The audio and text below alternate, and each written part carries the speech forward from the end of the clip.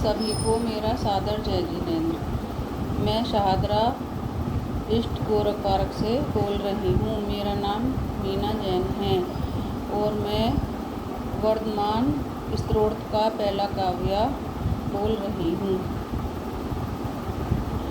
वर्धमान जिन देव युगल पद लाल कमल से शोभित है, जिनकी उंगली की नख आभा से सब काम मोहित है।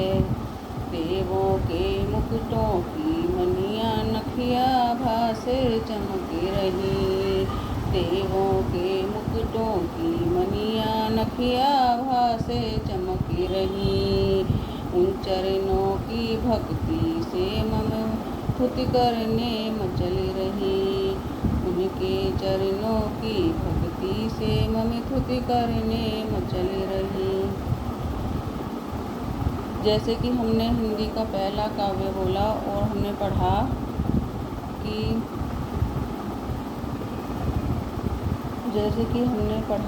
वर्धमान जिन देव युगल पद लाल कमल से शोभित है। जैसे कि हमें सबसे पहले जैसे कि हमने सोचा कि हम मंदिर जाएंगे, तो मंदिर में जाकर हमें क्या करना है, तो मंदिर में जाकर हमें सबसे पहले भगवान के चरण कमलों में ध्यान लगाना है। और फिर उसके बाद फिर हम सोचेंगे, हमने सोचा है कि जैसे कि हमें ये भी नहीं पता अब तक कि भगवान के चरण कमल कैसे हैं और भगवान का रंग रूप भी कैसा है। तो अभी तक तो हमें यही नहीं पता, हम तो यही सोचते रहते हैं।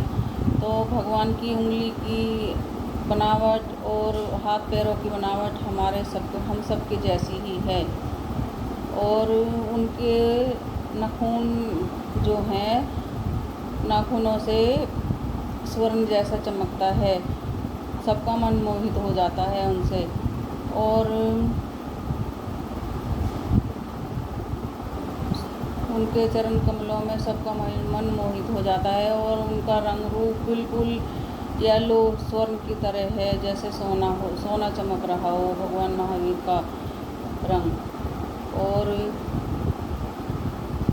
जैसे कि उनके देवों की जो देव थे, उनके मुकुटों की मनिया भी बिल्कुल नख आभा से चमक रही, वो भी नगीने की तरह चमक रही थी। जो उनके मुकुट पे आगे वो लगी होती है कलंगी वगैरह, सब उनके मुकुटों की मनिया नख आभा से चमक रही, वो भी नगों की तरह हीरे की तरह चमक रही थी।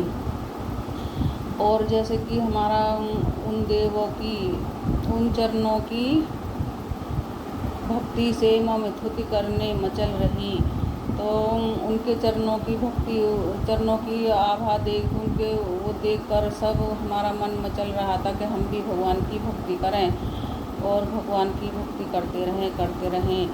मन भी नहीं करता जाने के लिए, और हमारा बुलावा भी आ रहा है, घर से कोई बुला रहा है तो हमें मजबूरन होके जाना पड़ रहा है। तो हमें ये नहीं सोचना चाहिए कि हम ये भक्ति कर रहे थे किसी काम के लिए, तो हमारा बीच में छूट गया इसलिए। तो हमें ये सोचना चाहिए कि हमारी भक्ति में विघ्न गिरा है, हम भक्ति भाव से कर रहे थे, बस यही सोचना है कि हम भक्ति भाव से कर रहे थे और हमारा छूट गया। ये नहीं सोचना है कि हम किसी प्रेरणा से कर रहे थे। जय जिनेंद्र।